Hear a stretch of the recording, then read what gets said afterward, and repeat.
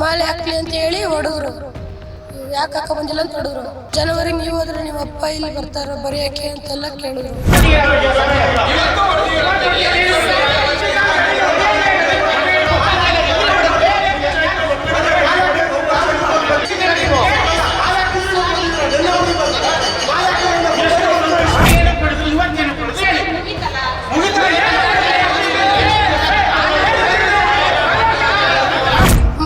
ಮಣಿಕಂಠ ಎಲ್ಲ ಬ್ಯಾಗ್ಗಳಿಗೆ ಕಿಡಿ ಹಾಕಂಗಿಲ್ಲ. ಶಬರಿಮಲೆಗೆ ಹೋಗಕ್ಕೆ ರಜೆ ಕೊಡಲ್ಲ. ಕ್ರಿಸ್ಮಸ್ ರಜಕ್ಕೆ ಹೋಗಿ ಬನ್ನಿ, ಅಲ್ಲೋದ್ರೆ ನಿಮ್ಮ ಅಪ್ಪ ಇಲ್ಲಿಗೆ ಬರ್ತಾರ ಓದಕ್ಕೆ ಅಂತೆಲ್ಲ ಕೇಳಿದ್ರು.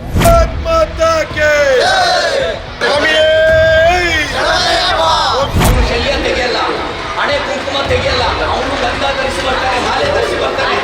ನೀವು ಯಾವ ಪ್ರಶ್ನೆ ಮಾಡೋದಿಲ್ಲ, ಓದಿಲ್ಲ ಮಾತ್ರ ಕರೆಯಬೇಕು. ನೋಡಿ, ನಮ್ಮ ಆಧ್ಯಾತ್ಮಿಕಕ್ಕೆ ನಮ್ಮ ದೇವರ ನಂಬಿಕೆಗೆ ನೀವು ದ್ರೋಹ ಬಗೆಯಬಾರ್ದು. ಇದು ನಮ್ಮ ಕಂಡೀಷನ್.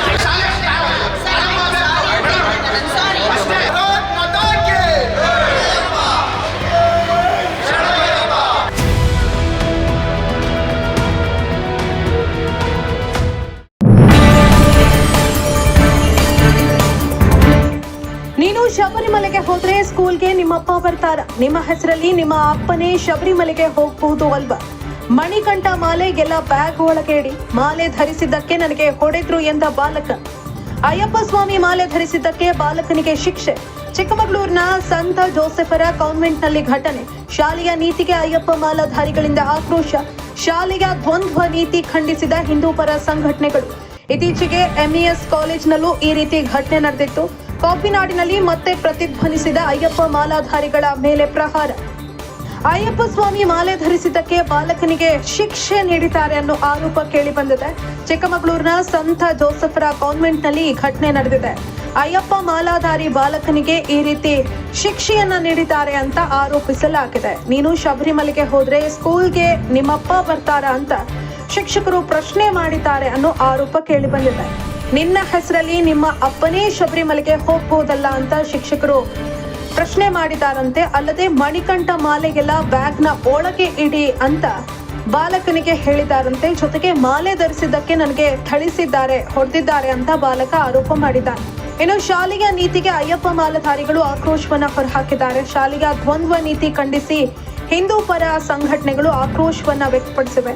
ಇನ್ನು ಇತ್ತೀಚೆಗೆ ಎಂಇಎಸ್ ಕಾಲೇಜಿನಲ್ಲೂ ಕೂಡ ಇಂಥದ್ದೇ ಘಟನೆ ನಡೆದಿತ್ತು. ಇದೀಗ ಸಂತ ಜೋಸೆಫರ ಕಾನ್ವೆಂಟ್ನಲ್ಲೂ ಕೂಡ ಈ ರೀತಿಯಾದಂತಹ ಘಟನೆ ಮತ್ತೆ ಮರುಕಳಿಸಿದೆ. ಇದೀಗ ಕಾಫಿನಾಡಿನಲ್ಲಿ ಅಯ್ಯಪ್ಪ ಮಾಲಾಧಾರಿಗಳು ಆಕ್ರೋಶವನ್ನ ಹೊರಹಾಕ್ತಾ ಇದ್ದಾರೆ.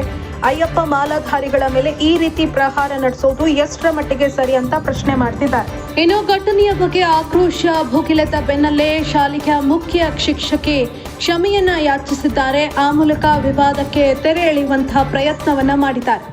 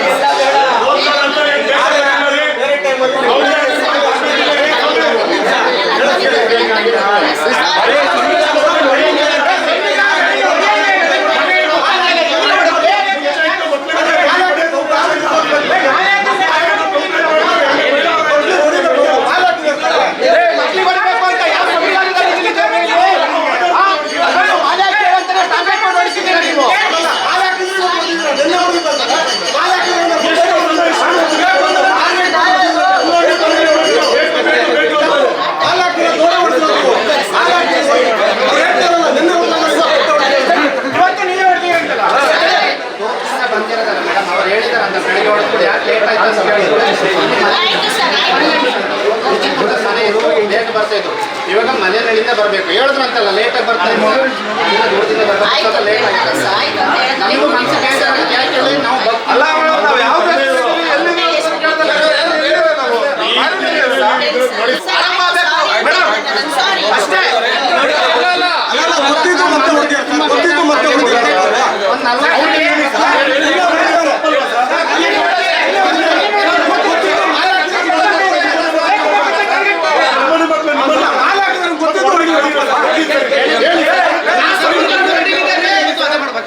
ನೀವು ಕಾನೂನು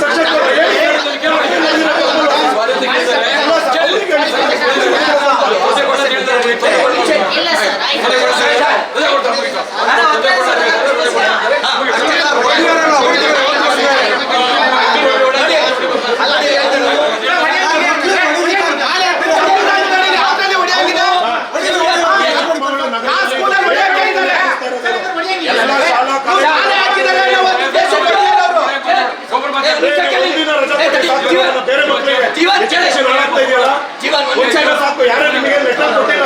ಜೀವನ್ ಒಂದು ನಿಮಿಷ ಕೇಳಿ, ನಾನು ಮಾತಾಡೋದು ಅವನು ಶಲ್ಯ ತೆಗೆಯಲ್ಲ, ಹಣೆ ಕುಂಕುಮ ತೆಗೆಯಲ್ಲ, ಅವನು ಗಂಧ ಧರಿಸಿ ಬರ್ತಾನೆ, ಮಾಲೆ ಧರಿಸಿ ಬರ್ತಾನೆ. ನೀವು ಯಾವ ಪ್ರಶ್ನೆ ಮಾಡೋದಿಲ್ಲ, ಅದು ಓದಿಲ್ಲ ಮಾತ್ರ ಕಲಿಬೇಕು ನೀವು. ಒಳಗಡೆ ಬನ್ನಿ ಮಾತಾಡಲ್ಲ, ಏನ್ ಮಾಡ್ತೀರ? ಏನು ನೀವು ನೋಡಿ, ನಮ್ಮ ಆಧ್ಯಾತ್ಮಿಕಕ್ಕೆ ನಮ್ಮ ದೇವರ ನಂಬಿಕೆಗೆ ನೀವು ದ್ರೋಹ ಬಗೆಯಬಾರದು. ಇದು ನಮ್ಮ ಕಂಡೀಷನ್. ಇಲ್ಲ, ಬ್ಯಾಗೊಳಗಿರಲ್ಲ ಅವನು.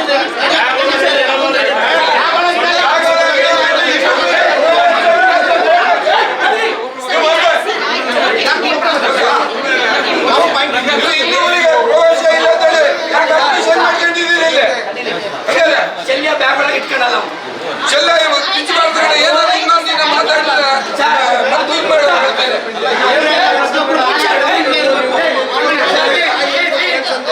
ನೀವು ನಿನ್ನೆ ಏನು ಕೊಡುದು, ಇವತ್ತೇನು ಕೊಡುದು ಹೇಳಿ. ಮುಗಿತಲ್ಲ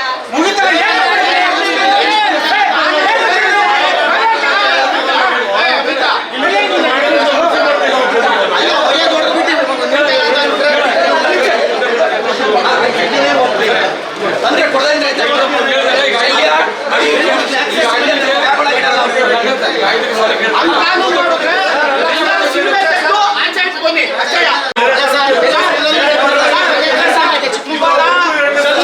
ಒಳಗಿಟ್ಟಿ ಬರ್ಬೇಕು ಗಿರ್ಬೇಕು ಅಂತ ಏನಾದ್ರು ರೂಲ್ಸ್ ಮಾಡಿದ್ರೆ ಅಲ್ಲ ಸರ್, ಒಂದ್ ನಿಮಿಷ ನಾನೇ ಶಲ್ಯ ಒಳಗಿಟ್ಟು ಬರ್ಬೇಕು, ಅದು ಇದು ಒಳಗೆ ಹಾಕೊಂಬರಂಗಿಲ್ಲ ಅಂತ ಏನಾದ್ರು ಹೇಳಿದ್ರೆ ಅವ್ರಿಗೆ ಏನಿದೆ, ಸಿನಿಮೆಲ್ಲೂ ಆಚೆ ಇದ್ದ ಒಳಗಿಂದ ಬರಂಗಿಲ್ಲ ಅಷ್ಟೇನಾ ಸರ್? ಹಂಗೂ ಮಾಡೋದು ಹಿಂಗೂ ಮಾಡಂಗಿಲ್ಲ ಸರ್.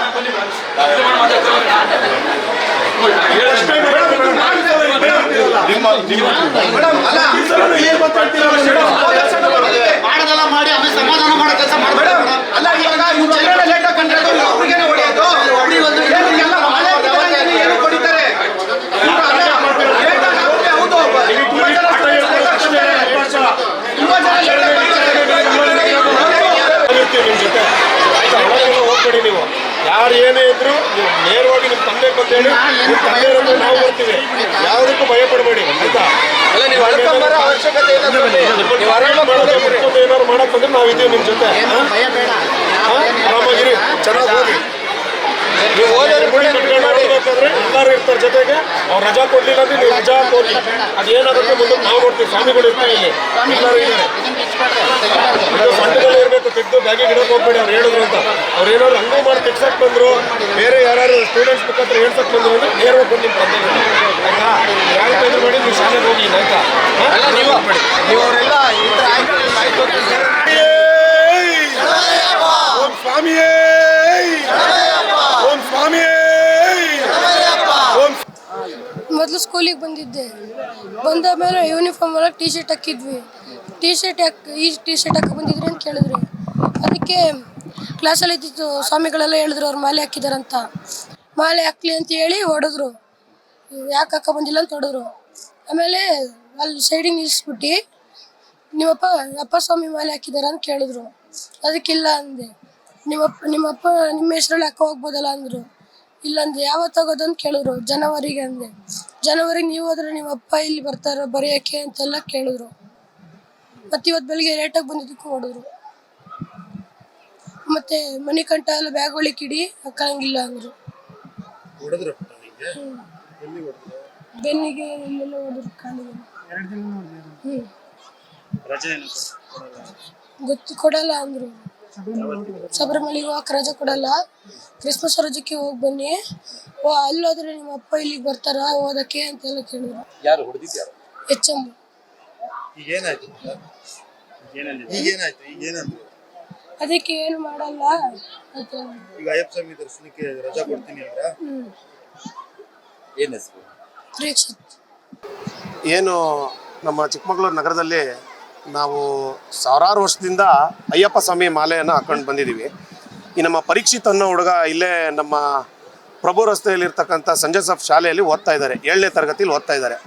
ಆ ಮಗುಗೆ ನಿನ್ನೆ ಇಲ್ಲಿನ HM ಕರೆದು ನೀವು ಯಾಕೆ ಮಾಲೆ ಹಾಕಿದ್ದೀರಾ, ಏನಕ್ಕೆ ಹಾಕಬೇಕು, ನಿಮ್ಮ ಬದಲು ನಿಮ್ಮ ತಂದೆ ಹಾಕ್ಬೋದಲ್ಲ ಮಾಲೆ, ನಾವು ರಜಾ ಕೊಡಲ್ಲ, ನಾವು ಕ್ರಿಸ್ಮಸ್ ರಜಾ ಕೊಟ್ಟಾಗ ಮಾತ್ರ ನೀವು ಶಬರಿಮಲೆಗೆ ಹೋಗಬೇಕು, ನಾವು ಇದಕ್ಕೆಲ್ಲ ಅವಕಾಶ ಇಲ್ಲ ಅಂತ ಹೇಳಿ ಹಾಕಿರೋ ಮಣಿಕಂಠನೆಲ್ಲ ತೆಗೆಸಿ ಆ ಹುಡುಗಂಗೆ ನೆನ್ನೆನೂ ಹೊಡೆದಿದ್ದಾರೆ. ಇವತ್ತು ಬೆಳಗ್ಗೆನೂ ಲೇಟಾಗಿ ಬಂದಿದ್ದಾರೆ. ಪೂಜೆ ಮುಗಿಸಿ ಅವರು ಮಲ್ಲೆನಹಳ್ಳಿಯಿಂದ ಬರಬೇಕು. ಮಲ್ಲೆನಹಳ್ಳಿಯಿಂದ ಬರೋಕ್ಕೆ ಸರ್ವೇ ಸಾಮಾನ್ಯ 3/4 ಗಂಟೆ ಜರ್ನಿ ಆಗುತ್ತೆ. ಈಗ ಈ ಮಾಲೆ ಹಾಕಿರೋ ಟೈಮಲ್ಲಿ ಸ್ವಲ್ಪ ಲೇಟಾಗಿ ಬಂದಿದ್ದಾರೆ, ಅಷ್ಟಕ್ಕೆ ಹಿಡಿದು ತುಂಬ ಹೊಡೆದ್ಬಿಟ್ಟಿದ್ದಾರೆ. ಇದೆಲ್ಲ ವಿಚಾರ ಗೊತ್ತಾಗಿದ ತಕ್ಷಣ ನಾವೆಲ್ಲ ಮಾಲೆ ಹಾಕಿರೋ ಮಾಲೆದಾರಿಗಳು ಎಲ್ಲರೂ ಬಂದು ಕೇಳಿದ್ದೀವಿ. ಅವರು ಇಲ್ಲಿ ಆರಕ್ಷಕ ಠಾಣೆಯವರ ಮುಖಾಂತರ ನಮ್ಮ ಹತ್ರ ಕ್ಷಮೆ ಕೇಳಿದ್ದಾರೆ, ಇನ್ನು ಮುಂದೆ ಹಿಂಗೆ ಆಗಲ್ಲ ಅಂತ. ಆದರೆ ಇವ್ರದ್ದು ಇದು ಮೊದಲನೇ ಸಲ ಅಲ್ಲ, ಪ್ರತಿ ಸಲನೂ ಇವ್ರದ್ದು ಇದೇ ಆಗ್ತಾ ಇದೆ.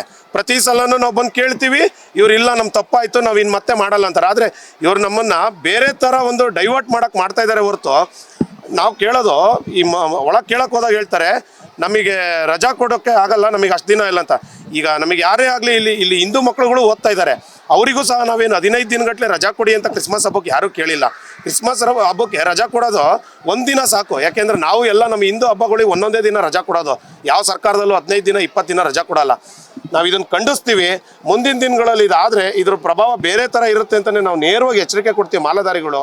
ಯಾಕೆಂದರೆ ನಾವು ಸಹ ಯಾವುದೇ ರೀತಿ ಗಲಾಟೆ ಗೋಜಿಗೆ ಹೋಗೋರಲ್ಲ, ಮಾಲೆ ಹಾಕ್ತಾರೋ ನಮ್ಮದೇ ಆದಂಥ ಆಚರಣೆಗಳಿರುತ್ತೆ. ದಯಮಾಡಿ ಇದ್ರ ಮುಖಾಂತರ ನಾನು ಸರ್ಕಾರಕ್ಕೊಂದು ಮನವಿ ಮಾಡ್ತೀನಿ. ಹಾಗೆ ಇದ್ರ ಜೊತೆಗೆ ಇಲ್ಲಿರೋ ನಮ್ಮ ಜಿಲ್ಲಾಧಿಕಾರಿಗಳಿಗೆ ಹೇಳ್ತೀನಿ, ನಮ್ಮ ಜಿಲ್ಲೆಯಲ್ಲಿ ಇತ್ತೀಚೆಗೆ ಕಳೆದ 15 ದಿನಗಳಿಂದ ಇದೊಂದು ಅತಿ ಹೆಚ್ಚಾಗಿ ಏನೋ ಒಂದು ಫ್ಯಾಷನ್ ಆಗಿ ಮಾಡ್ತಾ ಇದ್ದಾರೆ. ಅಲ್ಲಿ ಸರ್ಕಾರಿ ಆಡಳಿತ ಮಂಡಳಿಗಳಾಗಲಿ ಅಥವಾ ಶಾಲೆಯಲ್ಲಿರೋ HMಗಳಾಗಲಿ ದಯಮಾಡಿ ಇದಕ್ಕೊಂದು ಕಡಿವಾಣ ಹಾಕಬೇಕು ಅಂತ ಈ ಮೂಲಕ ನಿಮ್ಮನ್ನು ಮನವಿ ಮಾಡ್ತೀನಿ. ಜೀನಿ ಸ್ಲಿಮ್ ತಗೊಳಕ್ಕೆ ಸ್ಟಾರ್ಟ್ ಮಾಡಿದ್ನೋ ಅವಾಗ ಮಂತ್ಲಿ ಪೀರಿಯಡ್ಸ್ ಆಗ್ತಾ ಇದ್ದೀನಿ. PCOD ಪ್ರಾಬ್ಲಮ್ ನಾರ್ಮಲ್ ಆಗಿದೆ, ಥೈರಾಯ್ಡ್ ನಾರ್ಮಲ್ ಆಗಿದೆ. ಪೀರಿಯಡ್ಸ್ ಎಲ್ಲ 6 ಮಂತ್ ಆದ್ರೂ ಆಗ್ತಾ ಇದ್ದಿಲ್ಲ, ಇವಾಗ ರೆಗ್ಯುಲರ್ ಪೀರಿಯಡ್ಸ್ ಆಗ್ತಾ ಇದೆ. ಜೀನಿ ಸ್ಲಿಮ್ ನ ಯೂಸ್ ಮಾಡಿ 8 ತಿಂಗಳಲ್ಲಿ 55 kg ಸಣ್ಣ ಆಗಿದ್ದಾರೆ. ಜೀನಿ ಸ್ಲಿಮ್ ತಗೊಳ್ಳಿ, ಬೇಗ ಸಣ್ಣ ಆಗ್ತೀರಾ, ಫ್ಯಾಟ್ ಲಾಸ್ ಆಗ್ತದೆ. ಜೀನಿ ಸ್ಲಿಮ್ ನ ಯೂಸ್ ಮಾಡಿ 100% ಯಾವುದೇ ಸೈಡ್ ಎಫೆಕ್ಟ್ ಇಲ್ದಂಗೆ ಸಣ್ಣ ಆಗ್ತೀರಾ. ಇಂತಹ ನೈಜ ಕುತೂಹಲ ಭರಿತ ಸುದ್ದಿಗಳು ನಿಮಗೆ ಸಿಗಬೇಕಂದ್ರೆ ರಾಜ್ಯದ ಪ್ರತಿಷ್ಠಿತ ಜನಪರ ಡಿಜಿಟಲ್ ಸುದ್ದಿ ಮಾಧ್ಯಮ ಪಬ್ಲಿಕ್ ಇಂಪ್ಯಾಕ್ಟ್ ಚಾನೆಲ್ ಅನ್ನು ಯೂಟ್ಯೂಬ್ನಲ್ಲಿ ಸಬ್ಸ್ಕ್ರೈಬ್ ಮಾಡ್ಕೊಳ್ಳಿ. ವಿಡಿಯೋ ಇಷ್ಟವಾದರೆ ಲೈಕ್ ಮಾಡಿ, ನಿಮ್ಮ ಇಷ್ಟದವರಿಗೆ ಶೇರ್ ಮಾಡಿ ನಮ್ಮನ್ನು ಪ್ರೋತ್ಸಾಹಿಸಿ. ಹಾಗೆಯೇ ಫೇಸ್ಬುಕ್ನಲ್ಲಿ ಪಬ್ಲಿಕ್ ಇಂಪ್ಯಾಕ್ಟ್ ಫಾಲೋ ಮಾಡೋದನ್ನು, ಇನ್ಸ್ಟಾದಲ್ಲಿ ಜೊತೆಯಾಗೋದನ್ನು ಮಿಸ್ ಮಾಡಬೇಡಿ. ಜಾಹೀರಾತು ಹಾಗೂ ಬಿಸ್ನೆಸ್ ಪ್ರಮೋಷನ್ಗಾಗಿ ಸಂಪರ್ಕಿಸಿ 9606037450 ಅಥವಾ 9353224116. ಇದು ಪಬ್ಲಿಕ್ ಇಂಪ್ಯಾಕ್ಟ್, ಜನಶಕ್ತಿಯೇ ನಿರ್ಣಾಯಕ.